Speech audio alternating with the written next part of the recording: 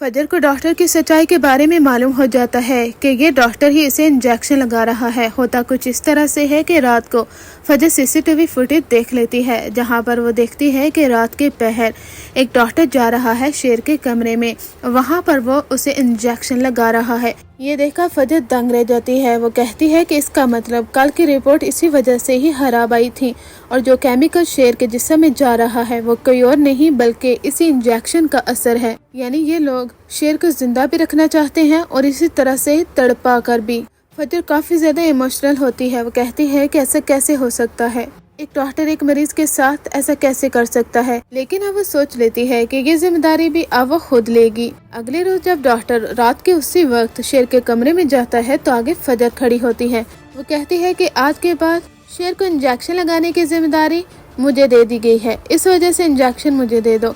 और doctor injection उसे दे देता है। उसके पसीने छूट जाते हैं कि कहीं डॉक्टर फजर को मालूम तो नहीं हो गया, क्योंकि अगर इन्हें मालूम हो गया तो ये अपनी आवाज़ बुलंद करने से रुकेंगे नहीं और मेरी ड्यूटी भी जाती रहेगी। वो डॉक्टर कहता है कि आप ये जिम्मेदारी मेरी ही रहने दें, लेकिन फजर उसकी तरफ गहरी नज़रों से देखती है और कहती है कि मैंने आपसे कह दिया है ना कि ये अभी मेरी ड्यूटी का टाइम है, तो मुझे दे दीजिए, आप बाकी पेशेंट को देख लें। उस डॉक्टर को शक तो पूरा हो जाता है कि फजर को मालूम हो गया है।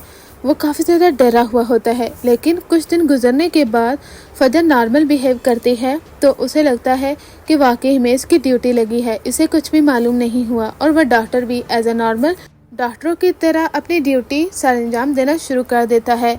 फजर कहती है कि वक्त आने दो, तुम्हें मैं खूब मज़ा चुकाऊंगी। एक दफ़ा शेर ठीक हो ले, मैं इस हॉस्पिटल के इस डॉक्टर को यहाँ से निकलवा कर रहूँगी। जिनकी सलाहों के पीछे तुम्हें ना डलवाया तो मेरा नाम फजर नहीं। अभी तो मुझे इस चीज़ का इंतज़ार है कि शेर रिकवर हो जाए। अब इसी तरह से ही मंथ गुजरते जाते हैं। अब शेर को कोई भी इस तरह का इंजेक्शन नहीं लगाया जा रहा। शेर अच्छी तरह से रिकवर कर रहा है। वो हंसता है, खेलता है, खिलखिलाता है, काफ़ी अच्छी बातें करता है फजर के साथ। और दोनों का रिलेशन इसी तरह से ही काफ़ी ज़्यादा स्ट्रांग हो जाता है, क्योंकि शेर उससे कहता है, फजर जो तुमने मेरा इस मुश्किल वक्त में साथ दिया है शायद कोई भी नहीं दे सकता। आजकल तो सगे भी दुश्मन बन जाते हैं, लेकिन तुम्हारे दिल में मेरे लिए हमदर्दी कैसे।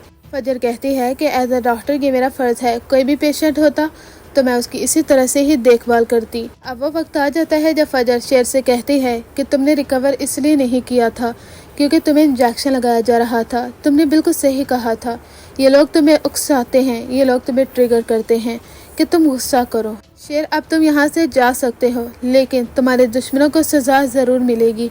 मैं इस डॉक्टर को सलाहों के पीछे डलवा कर रहूँगी। अब उस डॉक्टर के बुरे दिन शुरू हो जाते हैं।